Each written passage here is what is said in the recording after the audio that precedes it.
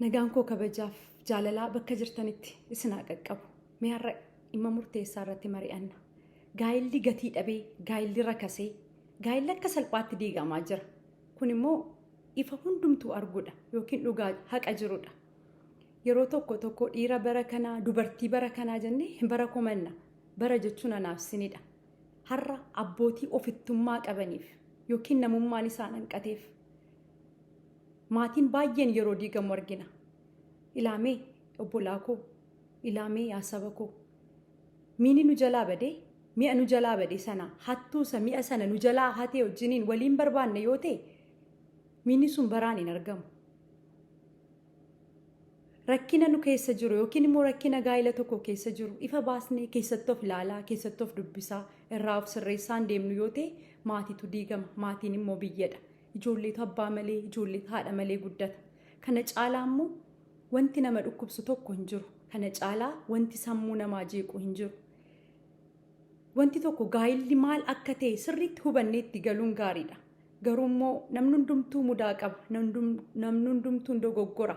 Dogoggora keenya sanarraa barannee karaatti deebinee jireenya keenya karaarraa maqe sana, jireenya keenya hallayyaatti gadi deemaa jiru sana, jireenya keenya diigamuudhaaf dhimmisaa jiru sana suphachuun immoo hubannaa guddaadha. Namni tokko maaliif dogoggoree hin jedhamu. Garuu dogoggora isaa irra deddeebi'ee irraa baratee sirraa ittiin fufu yoo ta'edha. Dadhabinni nama sanaa kan inni beekamu. Har'a abbootii yookiin abbaa manaa mana isaaniidhaaf kabaja hin qabne, haadha manaa isaaniidhaaf kabaja hin qabne, gola isaaniidhaaf kabaja hin qabne, ijoollee isaaniidhaaf dhimma hin qabne, ofittummaa qaban, haadha manaa isaanii haadha manaa akka isheen taate yeroo ibsaan badu qofa yaadatan, kan waliin hin mari'anne, akka mooltee eessa oolteen hin jiru, yeroo alaa galtu akka roommeetitti kan nagaa waaqayyoollee isheen gaafanne. Abbootii akkasii wanta gochaa jirru hundi keenya haa hubannu. Ilaamee yaa jamaa, ilaamee obboloota koo dhiiraa, gaayilli muuvii miti iskiriiptii barreessitee akshin yeroo jedhamu shaakaltee wanta perfeekti ta'e tokko namni gaayilaan yeroo waliin jiraatu wallaluun jira, walitti bu'uun jira. Yeroo walitti buutu galtee humna kee haadha manaa kee irratti agarsiista yoo ta'e haati manaan koo maa ol jettee na laaltee haadha manaa kee kan guyyaa guyyaadhaan reebdu.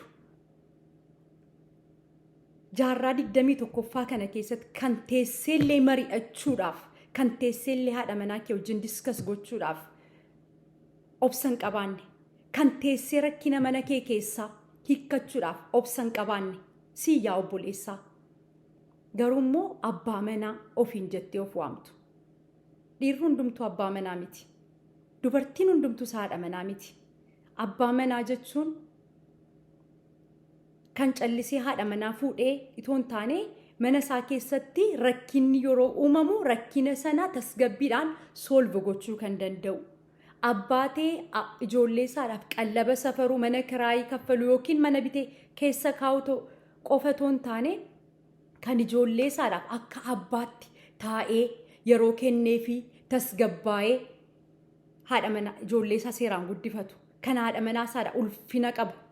Yoo rakkinni jiraate mee taa'i hin mari'anna, mee taa'i rakkina kana hiikna jedhee kan yaada ishee irraa fudhatee waliin taa'ee mari'atu malee yaada isaa alaa fidee guuree fidee dhufee akka isheen fudhattuuf irratti fe'u miti. Haadha manaa jechuun paartii jireenya kee yookiin immoo wanta ati gootu hundumaa irratti walqixxummaadhaan kan si wajjiniin mari'attee, kan si wajjiniin waa murteessitee, sagaleen isheellee dhagahamee kan si waliin jiraattu malee ijoollee guddisaa ooltee guyyaa guutuu siif dhamaa ooltee alaa yeroo dhuftu nagaa mallee toon gaafatiin kan rummeetii keessatti fakkaattu. Abbootiin baay'een fakkeenya namaa ta'an jiru. Annan beeka biyya keessattis jechuudha. Dhiyoo kana galeen dhufe. Karaa fagoo deemanii haadha manaa koo wajjiniin laanchii qabadhee dhufuurra yookiin alaa nyaachuurra jedhanii sa'aatii meeqa sa'aatii misaatti oofanii galanii yookiin mana isaaniitti laaqana nyaatanii deebi'an mana isaaniidhaaf ulfina qaban. Ganama baatee galgala galuu dandeessa hojiidhaaf. garuu guyyaatti aluma takkaallee bilbiltee haadha manaa kee maalirra akka isheen jirtu namooti nu banne moo yeroo mana galtu haadhuma manaa kee dubbisuudhaaf kan tuffattu akkaataan isheen itti tolte waan isheen fakkaattu dadhabdee ta'uu danda'a kan dhimma isheen qabaanne garuu haadha manaa kee obbolaa koo nunis warri durbaa hiika abbaa manaa nu galuu qaba warri dhiiraas hiiki haadha manaa isinii galee waliin jiraachuutu isinirra jira haadha manaa keessan kabajaa haadha manaa keessan kan rukuttan yeroo mana galtan humni keessan haadha manaa keessan irratti yookiin gootummaan keessan haadha manaa keessan irratti isinitti mul'atu yeroo baay'ee immoo shamarran bileem goona dadhabina in qabaatu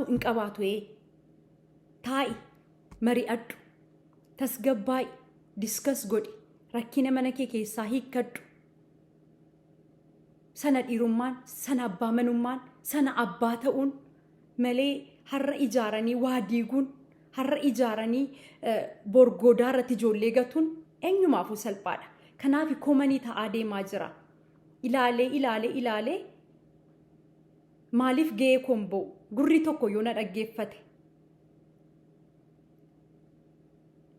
wanta dubbannu ilaallachaa yoo dubbanne malee keessumaa nuun ijoollee qabna ijoolleen keenya bor viidiyoo kana ilaaluu danda'u garuu akkan ba'ee dubbadhu kan na godhe sababa adda addaanii namooti baay'ee waa'ee gaa'ela isaanii nama riisisu abbootiin manaa haadha manaa keessan bileem gochuu wanti itti bileem ta'an jiraa jiraachuu danda'a isinoo maal gochaa jirtu haati manaan keessan akkasin jaallattuuf haati manaan keessan jaalalli ishee akka hin hir'anneef haadhi manaan keessan akka abbaa manaatti kabajjee akkasinii wajjiniin jiraattuuf atoo haadha manaa kee akkam gochaa jirta akkamittiin kunuunsaa jirta haadha manaaf sangaa fardaa abbaatu bareechataa jedha Oromoon qallaba safartee fi mana keessatti mi'a gaggaarii bittee fi inni gaa'elan ta'u gaa'ela baay'ee keessatti kan rakkina guddaa ta'aa jiru amma immoo yeroo kanatti imbahuu qarshii sassaabbatanii waa kana godhanna jedhuun karoorfatanii wanta karoorfatan sana bakka gahanii yeroo as deebi'anii manni ijaaramee konkolaataan bitamee wanti hundumtuu ta'e garuu gaa'elli diigame gatii qabaa obbolaa koo karoorfattee karoorri gaariidha abjuu qabdaa gaariidha waaqayyo abjuu kee bakkaan siif haa ga'u karoora kee bakkaan siif haa ga'u wanta yaadde argadhu ija dadhabbii keetii waaqayyo si haa nyaachisu garuu gaa'ela kee isa murteessaa ta'e maatii kee wal simsiistee deemsisaa jirta moo callistee qarshii ari'aa jirta moo haadha manaa kee mana keessa keessee ijoollee kee mana keessa keessee ijoolleen kee shiroo nyaachaa ati baatee kitfoo ati baatee wanta adda addaa haadha manaa kee mana keessatti ijoollee guddisi jettee gadi baatee magaala diimtuu furdoo qalloo gabaabduu dheertuu tolaaltu gufuun sidhaa oola rispeektii mana keessaniif qabdan maal fakkaata bara komachuu nurra hin jiru dubartoonni biyya kanaa bara kanaa dhiirri bara kanaa jennee wal komanna bara jechuun anaaf siniin yeroo nuun gaarii hojjennu baratu jajama yeroo nuun immoo hammina hojjennu yeroo nuun waa diiguuf jarjarru baratu immoo komatama yeroo nuun gaarii taanu baratu jajama kanaafi kan akkan dubbadhu na godhe maaliif amma beekumsa kootii waan darbadhu dhalloo sana bira jiruudha gaa'illoo sumaanan keessa jiruudha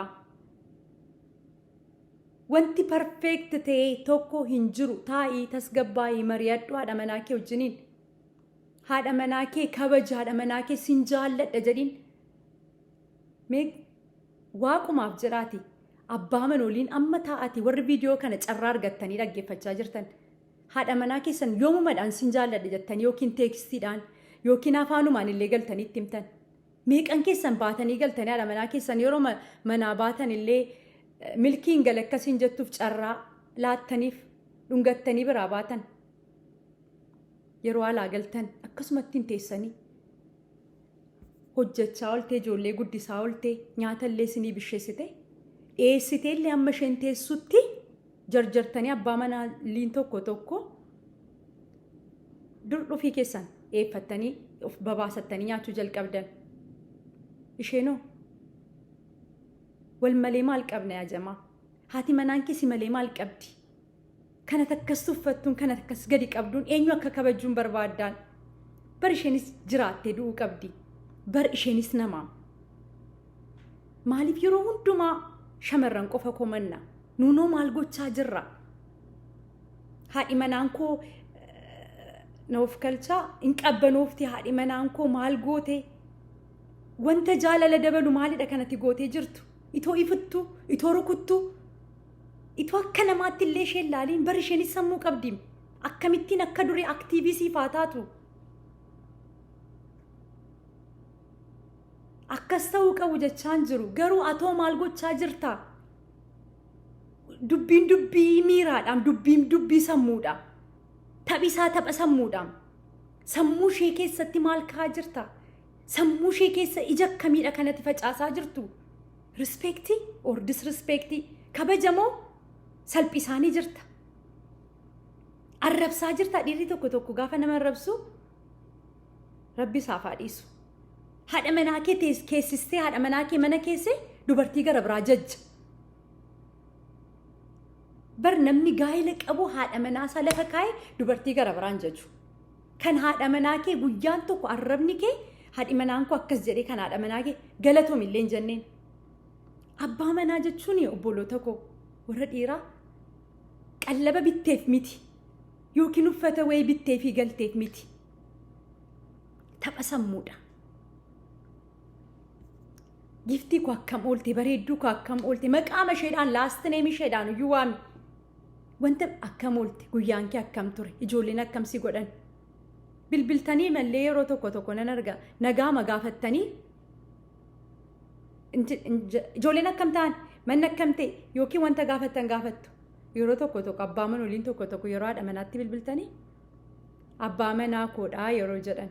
Maqaama haadha manaa keessanillee yeroo bilbila keessan irratti seef gootanii homaa isin nafu ispeelingii isin hambistanii hin jiru. Kan durii toon fuudhiin gadi jilbeenfattee jaarsa meeqa ergitee ishee fuudhee dhiisee jettee waa'ee ishee too yaadduu mukii poolisiidhee addi sidhii ta'u abjuu keessaan dhungachaa ooltu gaafa isheen mana kee keessa galtee abbaa si gootee gadi siif jettee siif cabdu garuu. Maalessaa ati siifoo salphinaa tuffatamuu dhoo. Of laale obboleessa koo mana kee hin diigin, manni salphaa miti. Gara biraa namooti mana keessan hamattan, haadha manaa keessan hamattan. Namni akkam nama dubartii waliin ciisu akkamittiin hamata? Kun salphina miti? Dubartii waliin ciistu akkamittiin hamatta? Nama gara biraatti? Walitti bu'uun hin jira. Taayi mari'adhu. Fuudhii ba'i. Alatti bakka namni sin dhageenyetti. Har'a dubbii mana kee keessaa wanta isheen si gootee, wanta ati gootee facaastee. Boor yeroo ati nagaa argattee waliin jiraachuu jalqabdu kan kaleessa akka xaafii facaaste har'a haammachuun si rakkisa. Hin barfanne haa deebinu. Hin barfanne obbolaa koo abbaa manaa gaarii ta'aa darbaa. Umuriin keenya yoo baay'ate 70 yookiin 80. Jallinaan ammasii. Dhiira tokko akkuma gootummaatti akkas godhee garummaa haadha manaan koyyuu hin beektu. Gaarummaa godhee nama akkasii dhagee beeka. Gaarummaa gootummaa isatti fakkaata haadha manaan isaallee hin beektu. Namni guddaa, namni beekaa kan jedhamu barumsa isaadhaan miti, ilaalcha isaadhaanidha. Wantuma dubbannullee ilaallachaa sammuu namaaf eeggachaa. Haadha manaan keessan addunyaa mataa isheetii akka qabdullee namooti hin beekne jirtu. Piliis haadha manaa keessaniif kabaja laadhaa. Piliis haadha manaa keessaniif yaadaa. Rispeektii qabaadhaa, jaalala qabaadhaa. jaalala keessan akka dabalu kan godhu jaalala keessan kan chaarjii godhatu isinidha. Mata duree kanarratti dubartootaaf yookiin obbolaa koo dubaraaf yeroo darbe dubbadheera. Yaada waliitu waliin tuffatiin walaa dhaggeeffannu mana keenyaa ijaarrannu qabeenyaa horachuun gaariidha, wanti hundumtuu gaariidha. Waaqayyo sin jaallata. Garuu mana keenya diiguurraa of haa qusannu. Kan haadha manaa ta'uu qabdan immoo wanta biraa keessa galtanii Waaqayyoon gaddisiisan Waaqayyo guyyaa tokko gatii isin baasisa. Namni gaa'ela duratti wanta barbaade godhachuu danda'a. Jireenya koo jedhee itti murteessee galu itoo dhala qabu, itoo haadha manaa qabu, itoo teessee manaa isa eegdu jireenya isaarratti wanta baay'ee godhu. Isinis of ilaalaa. Garamitti deemaa jirra? Maatii akkamii horachaa jirra? Dhalli keenya nurraa maal barata? Biyyi nurraa maal barata? Firiidamiidhaan haadha manaa kee wajjin shambaa gootii wanta barbaadde gochuu too dandeessu maaltu akka hattuu si deemsisa? Maaltu nama ofirratti si millachiisa? Obboleessa koo. Maaliif haadha manaa kee wajjin wanta barbaadde gootu kan Waaqayyo si kenne, kan Waaqayyo jaallatu, kan bor eebba mana keetiin saamne? Maaliif wanta bor gatii si baasisu hojjetta? Abbaa manaan hubataan kan sodaa Waaqayyo keessa jirudha. Namni na argee na arguu baatee nama fuulduraadhaa nama dudduubadhaa jedhee kan haadha manaasaa yeroo hundumaa gatii gaarii isheefii qabu. Bar shamarran garaan isaanii gara laafessa dafanii jijjiiramu. Aaranii mallee abbaa manaan dafee itti siqee dafee dhungannaan inni irraanfatu. Galtii yaada irratti fe'u abbaa manaaf haadha manaan taa'anii mata duree tokko irratti mari'atanii haati manaan yaadaan si mooteetti yoo ta'e kun waraana miti yookiin immoo fiigicha wal mo'uu miti. Jireenya gaa'ela ofii gaggeeffachuudha. Yaadaan si mooteetti yoo ta'e yaada ishee fudhachuutu sirra jira malee dhuftee yaada kee irratti fe'uu hin qabdu. Maa ol jettee na laaltee jettee kan haadha manaa rukutu. An baay'ee kan na gaddisiise haadha manaa abbaa manaa kootu kana na godhe. Akkamittiin abbaan manaan jaarraa kana keessatti akka durii akka akkoo akaakilee keenya akkamittiin abbaan manaa haadha manaa sarratti harka fudhata? Maaliif obsan godhannu? Obsi jireenya keenyaaf, obsi hojii keenya irratti, obsi wanta hundumaa barbaachisaadha. Inaarraa namni inaarra hin jiru.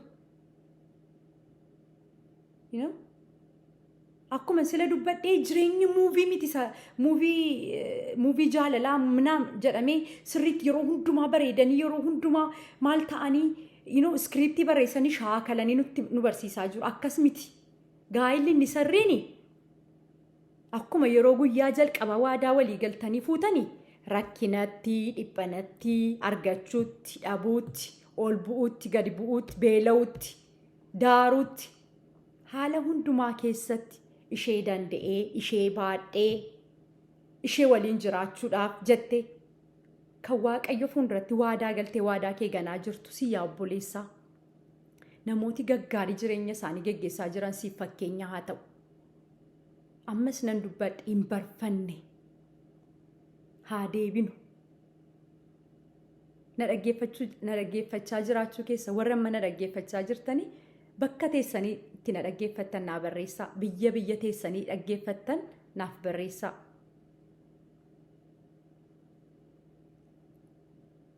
Walaa kabajnu. Ijoollee keenya harcaasurra. Ijoollee kee qarshii kee miti ijoollee kee biddeen qofa miti kan barbaachisu.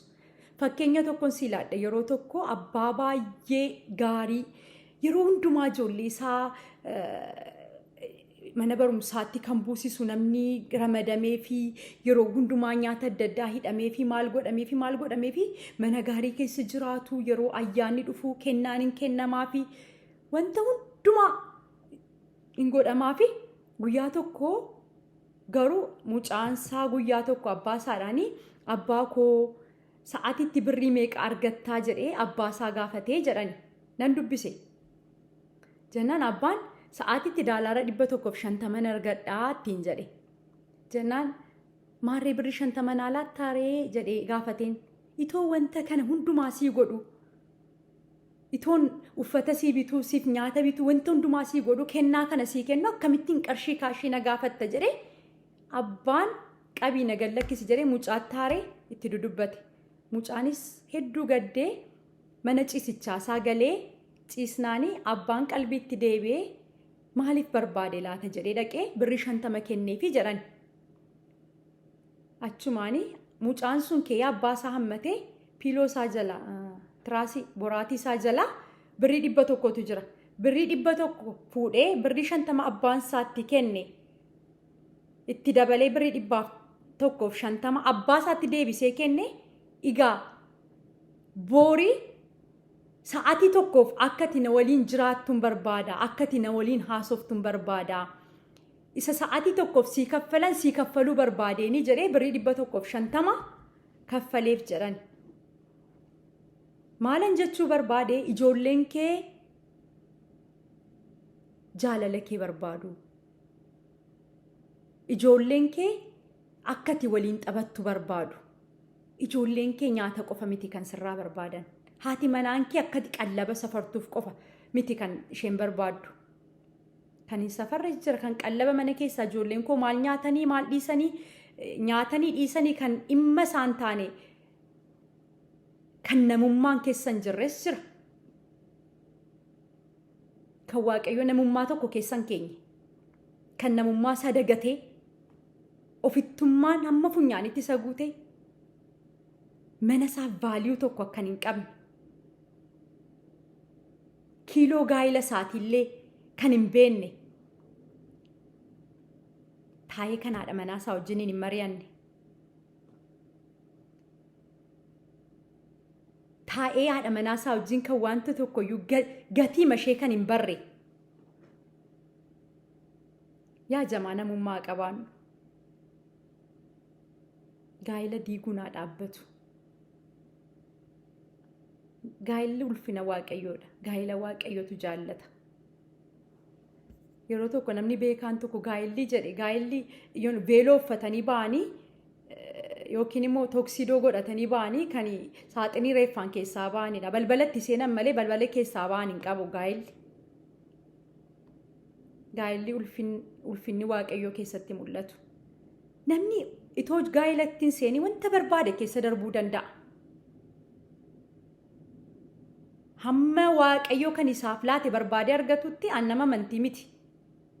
Garuu takka arga murteesseetti galee dubbadheera paaswordiin bilbila isaatii adda guyyaadhaan geeddarama. Maaltu jireenya si qiqqinsi jiraachise bilbilli kee yeroo iyyuu lapheen koo kudhan rukutu. Yeroo wanti tokko ta'u maaliif firiidamiidhaan hin jiraattan? Maaliif murteessitan? Maaliif itti galtan? Maaliif gamnummaa isinitti fakkaata? Isa fiigee ijoollee isaatti galu faaraa jedhama. Inni fiigee maatii isaa kabajee yeroo hundumaa haadha manaa isaa of biratti qabatee bakka deemu. Kanuma haadha manaa isaallee gadi baasee bakka namaatti mul'isne meeqatu jira? Haadha manaa isaatti kan qaanamu. Haadha manaa isaatti kan saalfatu. Laphee keessan isinitti taa'imu, keessi keessan isinitti taa'imu. Namni bar waa hojjetee, waa godhee, yoo waa hin gaddatee hafuura namummaa qaba jechuudha. Namni balleessaa yeroo balleessu balleessaa isaa gaddee irraa deebi'u. Akkuma sila dubbadhe hin barfanne. Odeessineerraa maal jenneerraa namni taa'ee nu araarseerraa dhiisaa isa darbe. Dhiisaa awwantan jedhu hin qabu wantan jedhu kana waaqayyo laphee keessan keessa haa kaa'u. Mana keessan hin diiginaa. Mana keessan ijaaraa. Mana keessan utubaa. Wanta gootan hundumaa gaayila keessan wajjinii wal simsiisaa. Bileemii haadha manaa keessan bileemii gochuurraa of qusadhaa. Nuunoo of haa laallu. Haati manaan kee mana keessatti mudannoo tokkoon isitti seenaa dhugaadha. Toni haayiskuulii baradhuudha maqaa isaanii na'u. Haati manaan waxii missiraa hojjetteetu yeroon abbaan manaan dhufu nama guddaadha baay'ee ijoolleen isaanii hiriyoota keenya turanii dhiyeessituu fi harroona dhukkubeera qammasanii harroona dhukkubeera nyaati kun immoo wantoota afaan kooyyuu wayi natti jedha maal jedhanii haati manaan dhuguma si'anii naaniitu maal taate jedhanii teempireecharii isaa akkas gochuu yerootti siqanii shamizii isaa adii kanarratti dulatii achumaanii fuudhanii amaariffaan intinaayye ichiin dulat ደግሞ ለኔ ነው ይዘህ ከመጣከው jedhanii ichiin dulat ለኔ ነው ይዘህ የመጣው dulatittii kana maanaaf fiddee dhuftee jedhan xirqim gootanii nyaatanii kan appitaayitii namaa cuftan mana galtanii garama maaliidha amma ijoollee kee dhiistee kan alaa qurxii si nyaachisiisee ijoollee makeetti waan baatiin kan galtu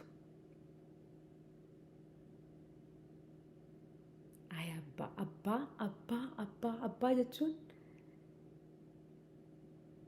abbaa qofa miti haadhas obbolaa koo meeteenyee atas gabboof akka waan baraan jiraatutti haxxummaadhaan wal madeessaa of madeessaa nagaa dhabaa nagaa wal dhabsiisaa jiraachuurra sin jaalladhe oliin jedhanis abbaa manaan haadha manaa isaadhaan sin jaalladhe yoo jedhe yoo dhungatee yoo jaalala isaa ibsee fi yoo isheedhaaf yaade homa ulfinni isaatti hin irratu cufaayyuun kabajama haati manaas akkasuma abbaa manaa ishee kabajattee ijoollee isheef egzaampilii gaarii taati jireenya ishee nagaan jiraatti nagaadhaan jiraatanii maa bishaaniin faffatanii bishaan biddeen nyaatanii yoo bulan gaa'ila keessan dhiissanii achitti ijaartanii gaa'ila namaa gaa'illi manichi yeroo ijaarame maal jedhu gaa'illi keessan diigame achi dhaxxanii qarshii keessaniin dubartii ariitu alaa yookiin immoo dhaxxanii jireenya namaa diigdu irraa of haa deebinu wanta goonu hubannaadhaan haa goonu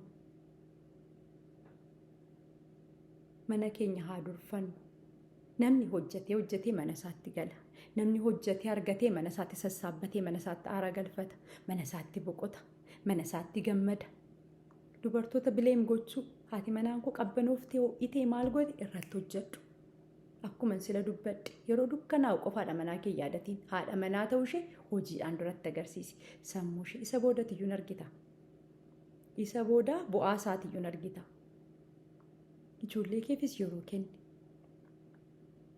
bara komachuun haa dhaabbatu gaa'illi diigamuun bara keenya irratti haa dhaabbatu wantooti gaa'ila gatii dhabsiisanii guyyaa guyyaadhaan baay'achaa deemaa jiru namni karaarraa waliin deebisu